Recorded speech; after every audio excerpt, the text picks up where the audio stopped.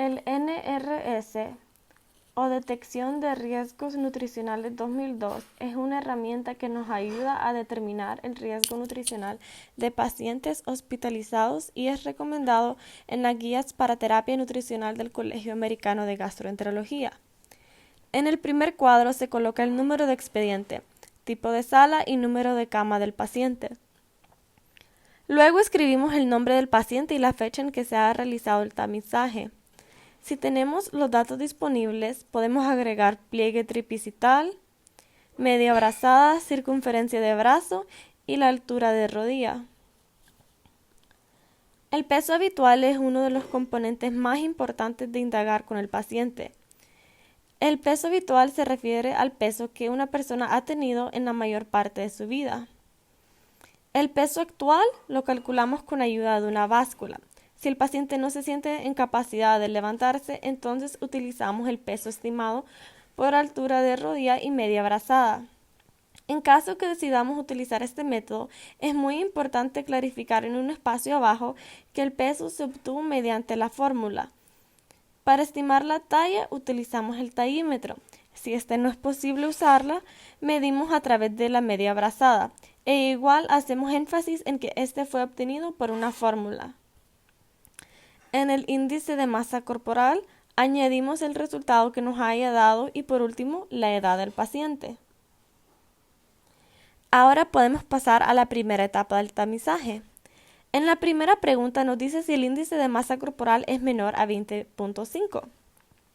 Esto no se lo preguntamos al paciente, sino que analizamos el resultado que sacamos anteriormente. Luego, si ha perdido peso en los últimos 3 meses. En este caso, le preguntamos al paciente si siente que ha perdido peso y cuándo fue aproximadamente. De acuerdo con la información que nos brinda el paciente, podemos elegir nuestra respuesta. Después indagamos sobre sus hábitos alimentarios.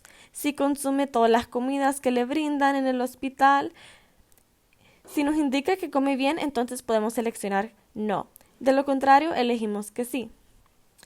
Para determinar si un paciente es grave, observamos al paciente y su capacidad de comunicarse con nosotros. Si un paciente entubado, con respiración de alto flujo, o está sedado o quejándose, y es imposible que se comunique con nosotros, entonces podemos decir que este es un paciente grave.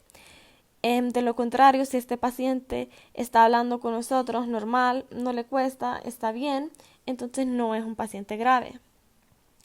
Si en esta primera etapa respondimos no a todas las preguntas, ya no es necesario realizar el tamizaje. Pero en caso de que exista un sí como respuesta en esta primera etapa, es obligatorio seguir y llenar el resto de la herramienta. En la segunda etapa analizamos la pérdida de peso. Es más importante el tiempo en que se ha perdido y no exactamente la cantidad. Si el paciente nos menciona una pérdida de peso muy leve, es entonces un grado 1. Si una pérdida de peso gradual es referida, entonces decimos que es un grado 2. Y si menciona que ha sido una pérdida de peso muy acelerada, entonces colocamos grado 3. Recordemos que todo esto es muy subjetivo y depende de lo que nos relata el paciente. El índice de masa corporal se elige dependiendo de los rangos en que se encuentra. Si esta es mayor a 20.5, entonces no se selecciona nada. En la ingesta de alimentos indagamos preguntando al paciente si está comiendo y cuánto deja de la comida que le brindan. En base a eso podemos elegir nuestra respuesta en la tercera fila. Luego pasamos a la parte B, la severidad de la enfermedad. En esta parte analizamos la enfermedad y es importante mencionar que no se mencionan todas las enfermedades. Si sale una enfermedad como por ejemplo VIH, entonces buscamos una relacionada. En este caso sería una infección. Entonces podríamos elegir neumonía severa. Si el paciente está mal controlado, entonces lo dejamos ahí con la neumonía severa en grado 2.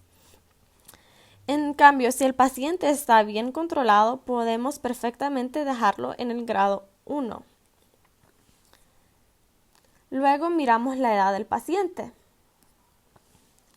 En la última parte ya sumamos un punto si el paciente es mayor a 70 años y si es menor a 70 años no agregamos nada. Al final sumamos todo. Si el paciente tiene un grado 1, entonces agregamos 1. Si tiene un grado 2, entonces sumamos 2. Y si hemos elegido el grado 3, entonces sumamos 3 en este caso. Es importante recordar que basta con que haya un ítem seleccionado en grado 3 para sumarle 3 puntos. De acuerdo a esto, podemos hacer el diagnóstico nutricional. Si el paciente, por ejemplo, tuvo una pérdida de peso de 5% en un mes, tuvo una cirugía abdominal mayor y es menor a 70 años, entonces sumamos 3 de la primera del daño del estado nutricional, luego sumamos 2 de la severidad de la enfermedad y 0 de acuerdo con la edad.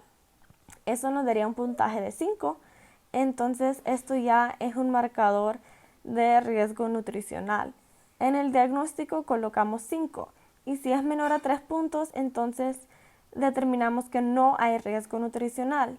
En este caso podemos colocar en el diagnóstico 0 o 1. Luego colocamos la siguiente evaluación. Eso depende del tiempo que estará el paciente en el hospital y del médico y cómo mira el necesario el seguimiento de su riesgo nutricional. Luego apuntamos abajo quién elaboró el tamizaje y la persona responsable de la persona que lo llenó. Y eso es todo.